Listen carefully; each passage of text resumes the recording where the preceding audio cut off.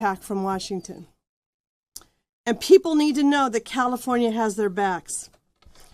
Planned Parenthood and other providers don't deal in politics. They deal in helping people access health care. Real people in every corner of this state. That's from our rural communities and to our big cities.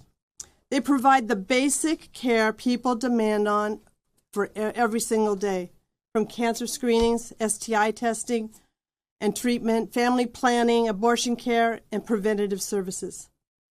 This is health care. Despite the political agenda of the Trump administration and some congressional Republicans.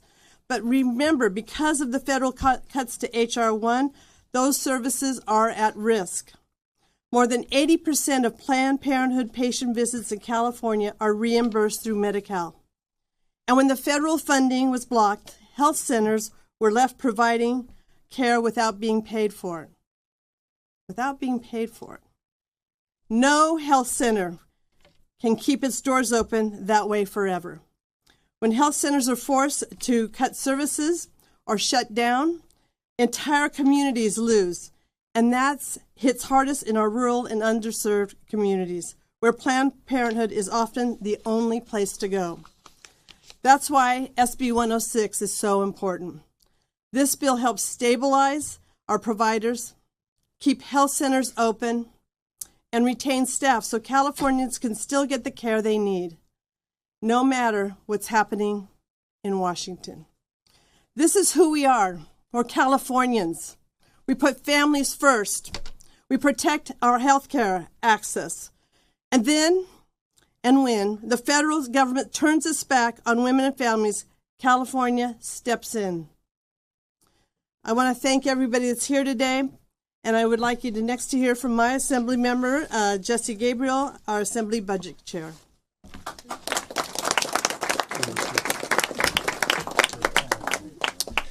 Good morning, everybody. As was mentioned, my name is Jesse Gabriel. I am very proud to represent the San Fernando Valley and also to chair the Assembly Budget Committee. And I just wanted to begin today by thanking our incredible Majority Leader and the incredible Women's Caucus for their leadership, which has brought us to this moment. So a huge round of applause for the Majority Leader and for the Women's Caucus. Really proud to join with them and to stand with our governor, with the first partner, with legislative leadership, and with all of the incredible advocates and providers who are behind us who have worked tirelessly to protect healthcare access here in California. Make no mistake about it, we are here today because President Trump and congressional Republicans have specifically and intentionally targeted Planned Parenthood. This is part of a calculated attack on reproductive freedom. It is part of a calculated attack on abortion rights, and it will have devastating consequences for communities across California. So today we are doing something simple and powerful. We are keeping the doors open, because the door to each Planned Parenthood clinic is a gateway to a better, healthier, and safer life for tens of thousands of Californians. And I think it's important that we understand who walks through those doors on a daily basis. It's a student scheduling her first appointment. It's a mom getting a cancer screening.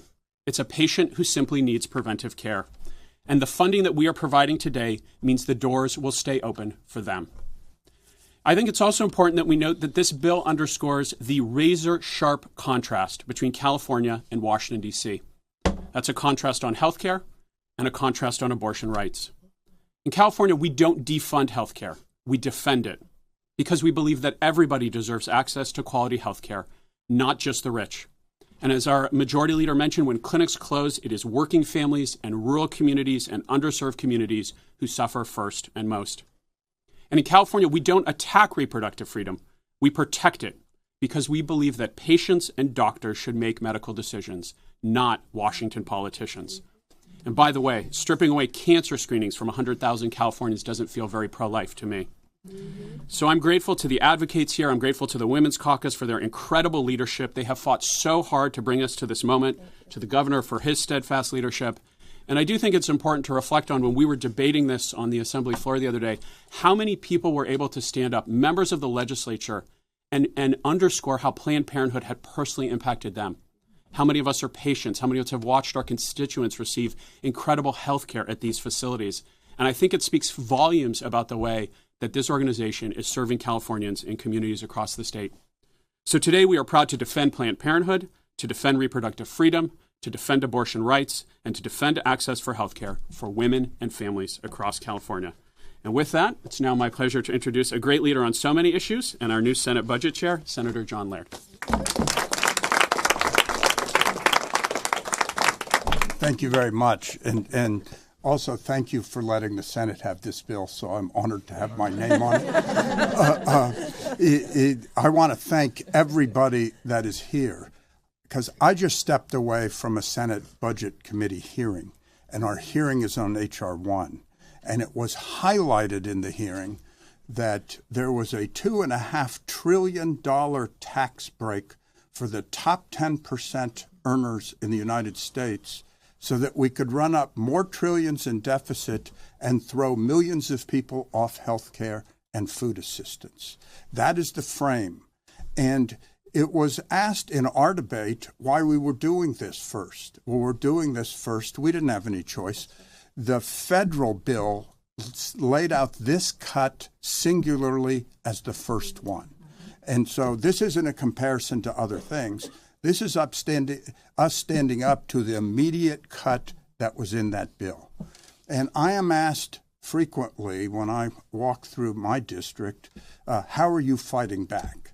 This is how we are fighting back. We're making sure that in the aggregate, $335 million goes to keep Planned Parenthood clinics open in California, and that tens of thousands of people will not lose their health care. And I had the personal experience of being a founder and one of the early executive directors of an AIDS service agency at the height of the epidemic in the 1980s and 1990s. And there was one organization that stood up with us at a time that I even had to author a non-discrimination ordinance based on HIV status because somebody was fired for volunteering with our agency. It was Planned Parenthood that stood up and said, this is the truth. This is what's happening with this epidemic. This is how you talk about it. And they were courageous. And I always vowed that throughout my entire career, I would pay back that debt. And that is what we are doing here today. So in that spirit, let me introduce Jody Hicks from Planned Parenthood.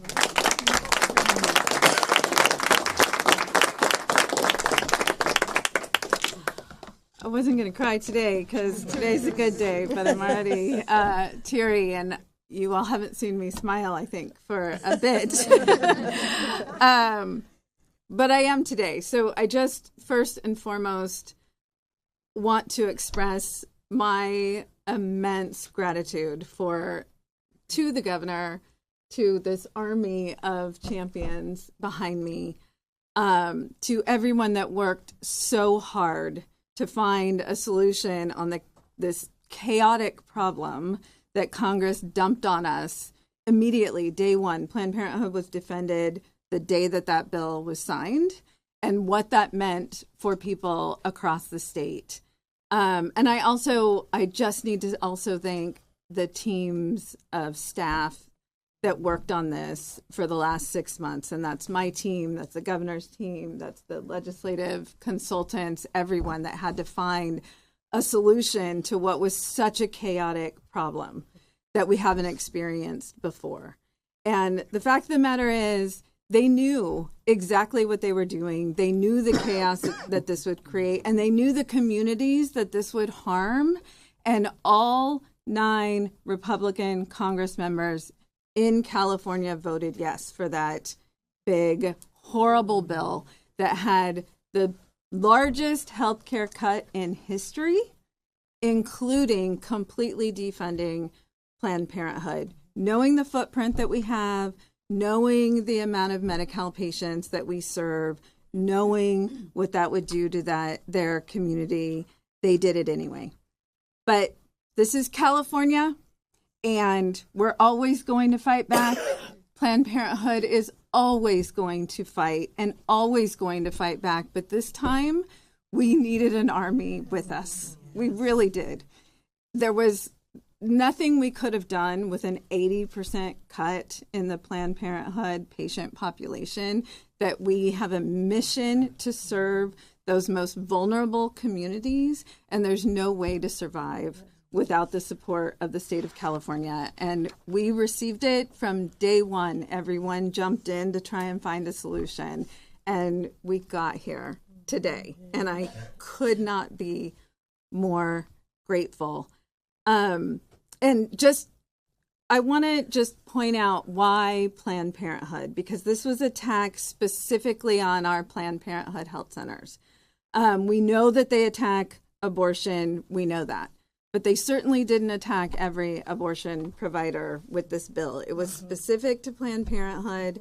And why is that? And the reason why is because you all know, and I can see everybody nodding in agreement and understanding it intimately, but I'm going to say it out loud, which is everyone, no matter where they live, no matter where they came from, no matter what their background is, no matter what their income is, everyone is someone or knows someone or loves someone that has been a Planned Parenthood patient and has a Planned Parenthood story. And those stories are powerful. And what they understand when they did this immediately is if they can shut our health centers down, that's the voice that they're trying to take away, not only in the state of California, but across the country. And they don't want to be held accountable, which they knew they would be, because they're trying to take away that power, which is the voices of people that have walked through those doors and gotten the care that they need, sometimes in their most vulnerable times, and they're willing to fight back. And what we're experiencing here in California is witnessing the willingness to fight back, and they're going to be held accountable very soon for what they did in July. So with that, again, just could not be more grateful. I understand that I have a fight to carry on tomorrow. Today, my shoulders are down, I'm smiling, and I'm going to rest, and I'm going to be happy today, and I'm going to choose joy. Yeah. And with that, I want to introduce the leader of the Assembly, another champion, Speaker Rivas. Thank you so much.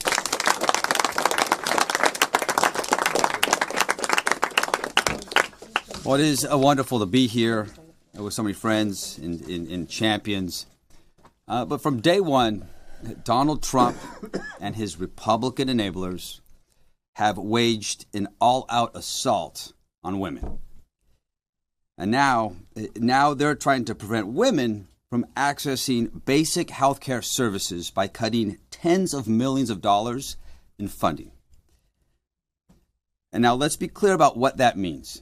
It's been mentioned already, but the health clinics they are targeting, clinics like Planned Parenthood, they do far more than provide reproductive health care.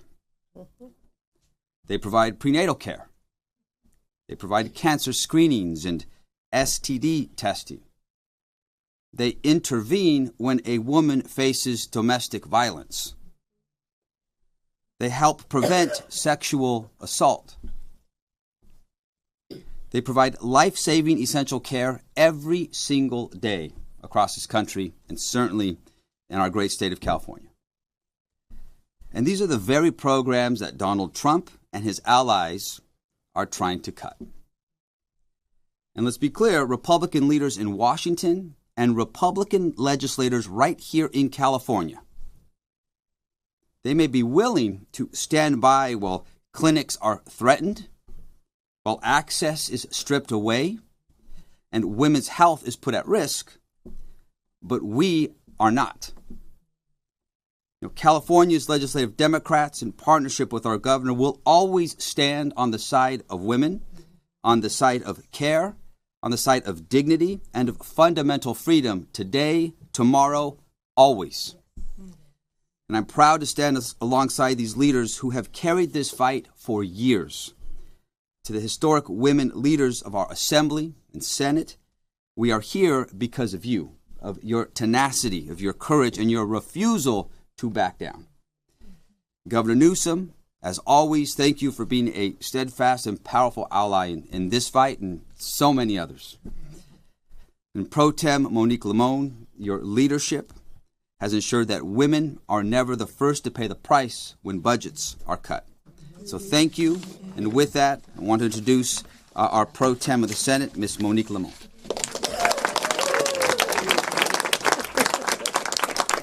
Thank you. Thank you so much to Speaker Rivas, and thank you all for being here. To the Women's Caucus. The Women's Caucus has been here for decades.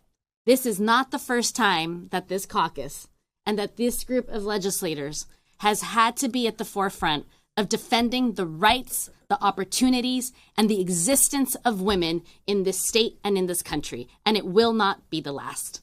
So thank you to the Women's Caucus for being here day in, day out for every issue that comes forward, and for being among the first with these incredible allies that are here today, with people who have stood by our side to say this is unacceptable and there is no place for a reality where women will have less rights, less health care, less opportunities, and less chances to live in a healthy state like the Golden State without having Planned Parenthood be part of this, be part of the services that help all of our women. I'm proud to stand here alongside everyone here, but also recognize that the moment that got us here is somber. It is a repeat of a history that we know well. It is a repeat of a history that harms. It is a repeat of a history that impacts women, families, and our communities. So that somber moment has led to California having the impact of $1.1 million loss per day because of H.R. 1. It is as a result of the actions of the federal government. And despite that, here we are, standing strong, standing with Planned Parenthood, who has always been a partner for the Legislative Women's Caucus, who has been by our side, and who share the values to ensure that we continue to provide care for patients on Medi-Cal without any reservation. And so this moment is important. This moment is about care. It is about health. It is about community. It is about right. And it is about this Golden State continuing to shine like we have and we will continue to do. As a mother, it's not lost on me that my daughter might grow up with fewer rights and opportunities and access than I did. That's unacceptable. You better believe that women, that allies, and every single mother will stand strong and firm on our commitment to ensure that women in this state and in this country do not have less rights, less care, and less access to opportunity. Since the ruling that got us here, the Supreme Court ruling in 2022, about 5,200 people have traveled from other states to California to get the care that they are being denied in other states. We don't discriminate. We want our community, our state Californians, but also other folks in the state to be healthy. And we're not embarrassed to say that. So I want to thank everyone for being here, for the leadership, the governor, the speaker, the incredible Women's Caucus, Planned Parenthood. Yes, we wear pink, loud, and proud because we are standing here together, and we're grateful that we in this state can keep care for people in California. Now, I have the honor of introducing a steadfast champion for women's equity and for the work of the Women's Caucus, our first partner, Jennifer Siebel Newsom.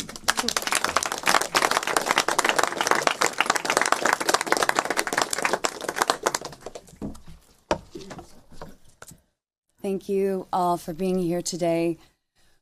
We are once again at a critical point in our nation's history, where women's health, autonomy, and dignity are being questioned and politicized.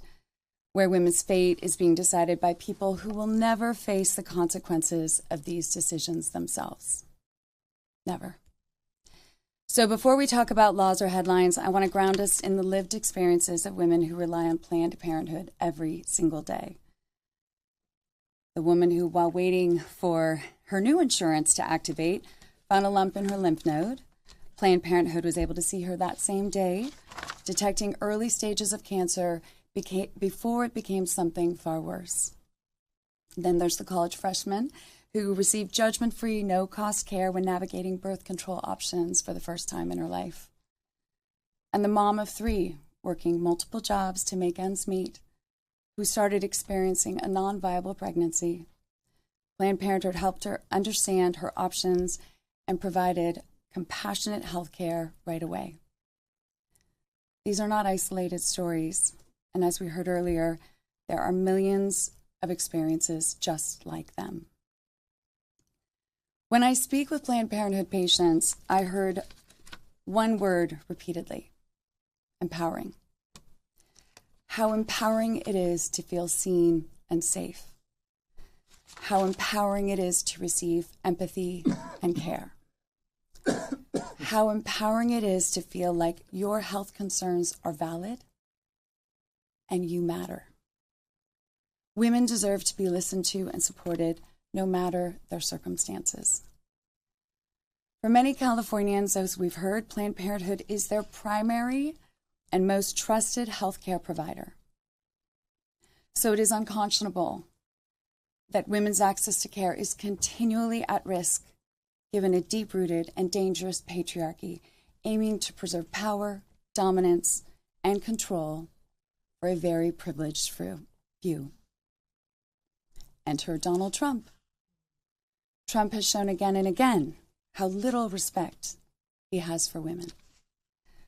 A man found liable of sexual abuse, a man notorious for degrading women who challenged his authority, a man who kept close company with Jeffrey Epstein.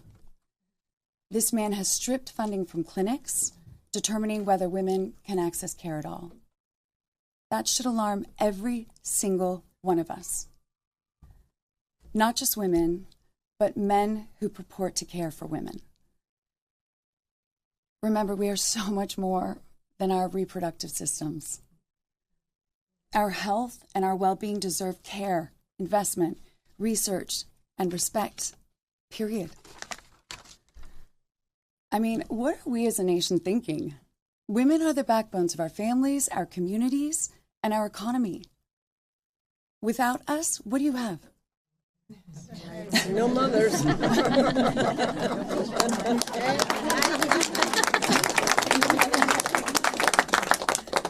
I am grateful to live in a state that values women, that answers attacks on women with resolve, a state where our governor, our administration, and our legislature are deeply committed to protecting not only reproductive freedom, but women's rights as a whole. Porque en California valoramos a las mujeres, confiamos en ellas y apoyamos su derecho a construir su propio destino y futuro. So as we see Trump, his boys club, and his puppeteer women continue to strip other women of our fundamental rights, California is investing in women's rights to receive the essential care that we need most. And a nation that truly values women must, without question, follow suit. With that, I would love to introduce an incredible defender of women's rights. Actually, I'm going to just sign the bill. Point of personal privilege. Thank you. All right, let's sign the bill. Our governor.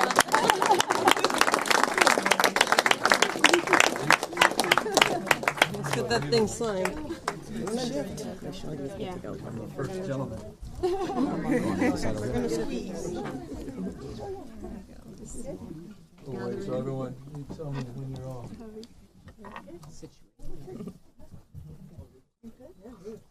You all set?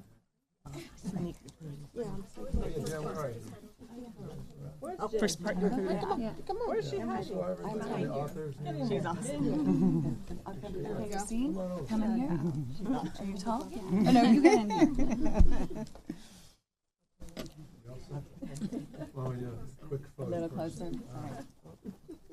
We're cut out. Yeah. Oh, sorry. Okay. I'll just come over. Sure. I can be shorter. Sorry, I didn't mean to block. Got it. No. No. I am okay. I am here. We're short. I'm signing this down.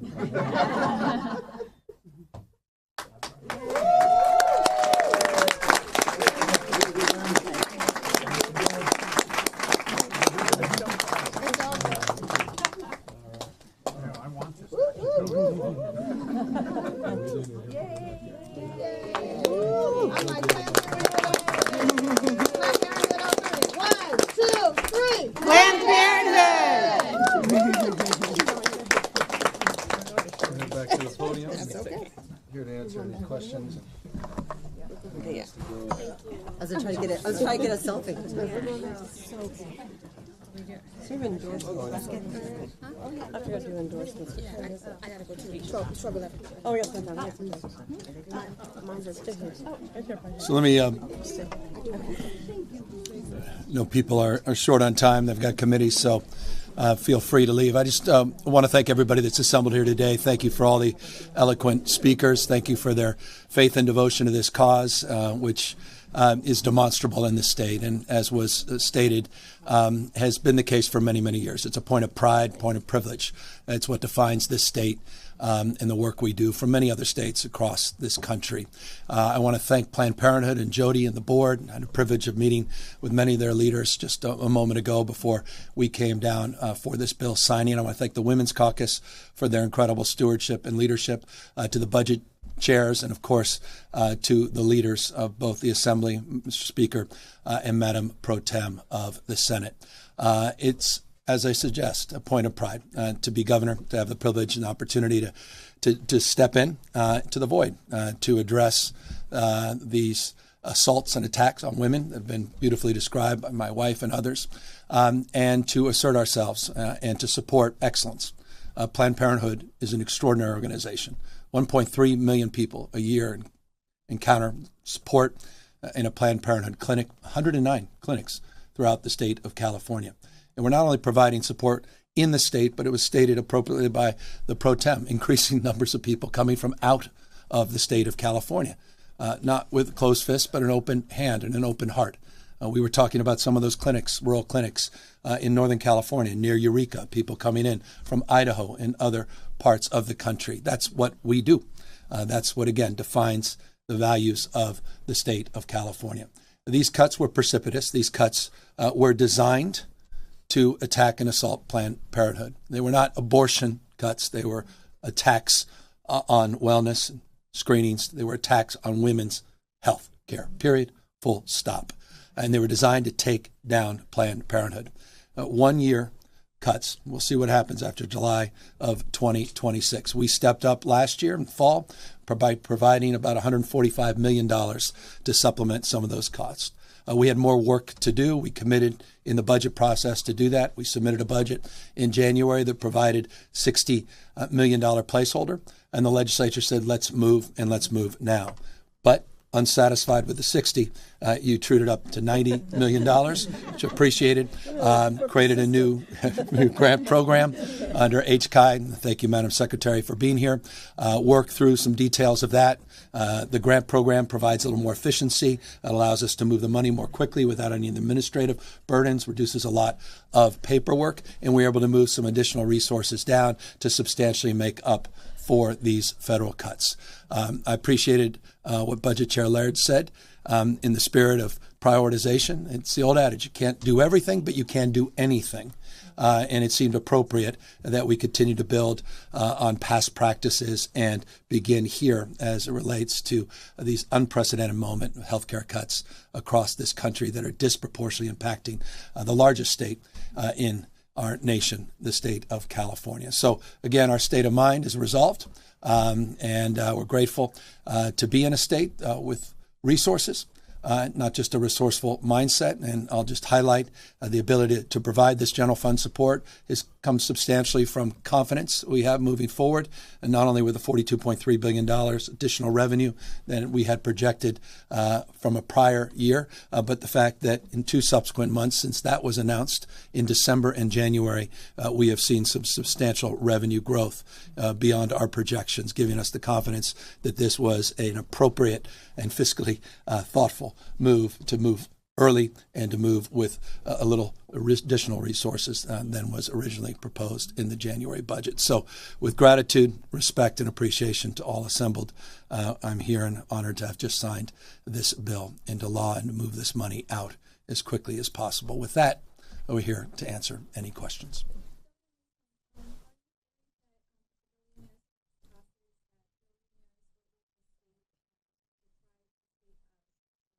I think you should.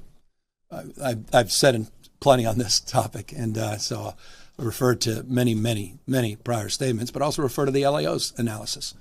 It's one-time resources for an ongoing issue, and the ongoing burden is to the general fund that will see a decline in revenue as a consequence of the tax. So I have no issue with taxing people more that do well. That's what a progressive tax system is all about. California, of course, has led the nation in that, and we defended that. We not only defended it, I made the case for it in the State of the State just a few weeks ago. And I think in this country, we have an obligation nationwide to address that issue at a federal level. But doing it at a state level, I think, will lead to the kind of diminution of revenue that was highlighted in the LAO's office. A report.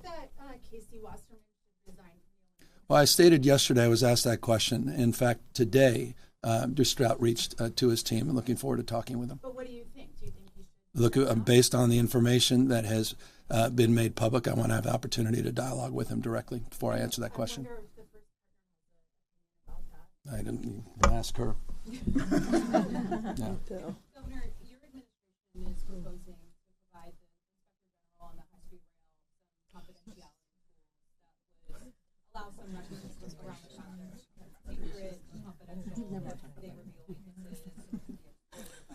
Yeah, I don't know enough about, I believe it's the trailer bill as it relates to aligning the Inspector General to other. That's a tough sell, just given that there's already some voter distrust with the public project that's overseen right now, and just overall just government spending and scrutiny around it.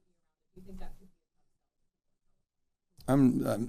tough sell? I don't know if there's a project that's had more scrutiny than the project in question. I don't think there's a project that's had more audits and more reviews than this project. So no, I don't necessarily agree with that, your premise. I think what you're referring to, I believe, and I don't have, there's hundreds and hundreds of bills that we're navigating, is I believe a trailer bill that was introduced to align with other similar rights and responsibilities of the Inspector General that are consistent across other agencies that would include the high-speed rail. So I thought that was appropriate on the basis of the briefing I received. To the extent there'll be a dialogue about that in the legislature, opportunity to make amendments or there's consideration or reconsiderations, we'll review that over the course of the process. But as it relates to that, the high-speed rail system, that has been scrutinized and audited and kicked around for many decades, not just the last few years, and I imagine will continue to be. Though I was there last week with a lot of people, highlighting the fact that we're laying track. First 80 miles of architecture of that track have been laid, the foundation, and we're on pace, particularly with the Cap and Invest program being extended to 2045, and the minimum guarantee as it relates to ongoing money to fulfill the commitment we made on the 119 miles and advance the larger Phase 1 project to 171 miles between two extraordinary parts of our state, Merced and Bakersfield, two of the fastest growing regions in the state, in an important part of the state, rural California, that is often overlooked and under-resourced. highlighted, as you may recall in that press conference, the 50-plus large-scale structures that have been completed, the dozens of projects that are underway, and the fact that we are on the other side of all of the environmental review. The undergrounding and rewiring and all the litigation has substantially been complete, and the funding secured for that first phase. And we're moving forward with laying track on the nation's first high-speed rail system. But on the Dredos Flatiron joint venture, or the construction change order being the largest. We could talk about change orders at another time. Yeah. An upcoming meeting with the German Chancellor. Can you say more specifically what you plan to discuss with him and how this meeting came about? Well, we've been privileged in California to have long-term leadership as it relates to international affairs. California is the size of 21 state populations combined, fourth largest economy in the world. I'll be at the Munich Security Conference. There's been a lot of foreign leaders that have reached out, which is not inconsistent with other visits with world leaders that we host here in the state of California. We happen to be there in Munich, and we look forward to meeting with the Chancellor. I'm looking forward to meeting with other leaders as well, signing a number of MOUs, including with Ukraine. We have some deals that we're hoping to sign that we'll be announcing, and some investments that we made here in the state of California that we're looking forward to highlighting. It's going to be, I think, a very productive couple days over the course of this weekend, and we'll be back Monday to highlight a lot of it. Governor, the National Governors Association is going to begin idling its refinery this month. How come the administration wasn't able to work with the company to keep the refinery open? Well, that's not accurate. We've been working with them for many, many months. My team at CEC, Siva, and others led a task force. As you may know, they just announced they're not shutting down the plant. There'll be a terminal. They announced that on the basis of the special session that was supported by this legislature that gave us the ability to plan for this a year ago, a requirement that they had to notify us, which was not a requirement prior to that special session. We've had many meetings, not just with Valero, with many other stakeholders related to refinery issues, not just here in the state. You're seeing this all across the United States. And there's going to be a lot more news in this space very, very shortly. Protect women. Planned Parenthood. Protect women. Planned Parenthood. Protect women. Planned Parenthood. Protect women. Planned Parenthood. Protect women. Planned Parenthood. Protect women. Planned Parenthood. Protect women. No, we just find it incredulous that we have Planned Parenthood here, and women are 51% of the population. And the majority of the questions, all of these questions, have really been about other issues. So it's just fascinating. You have this incredible women's caucus and all these allies, and you're not asking about it. And this happens over and over and over and over again. You wonder why we have such a horrific war on women in this country, and that these guys are getting away with it, because you don't seem to care. So I just offer that with love. You have incredible women in this room, and you have these allies. Ask about what we're here for today, don't you think?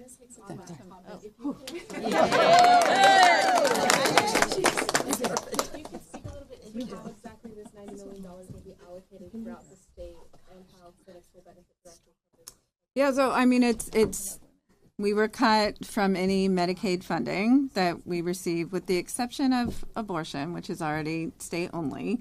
So this funding is going directly to that. So it's Medi-Cal patient services, and it'll be grant funding to supplement what has been cut by Congress.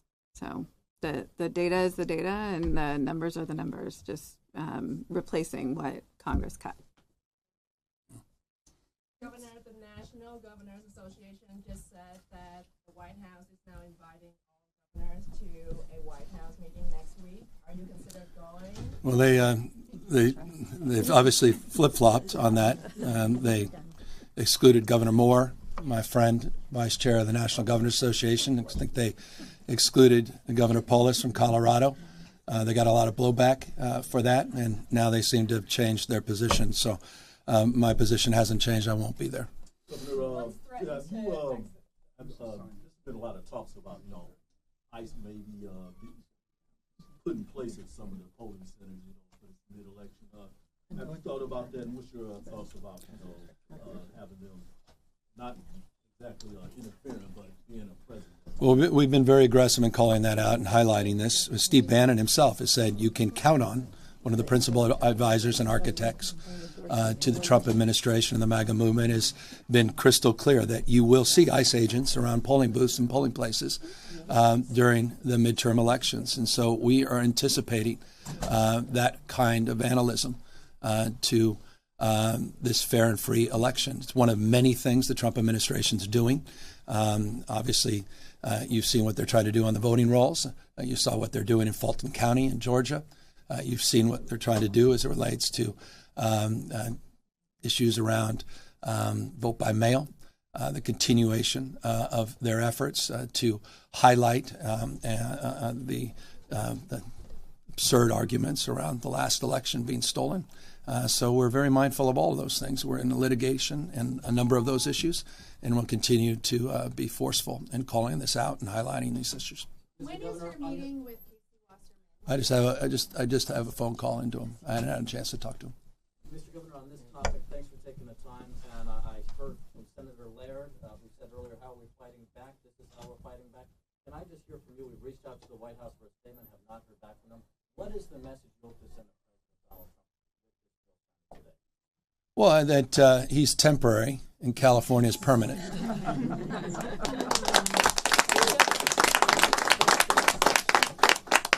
Any other questions? Thank you all very much. Thank you.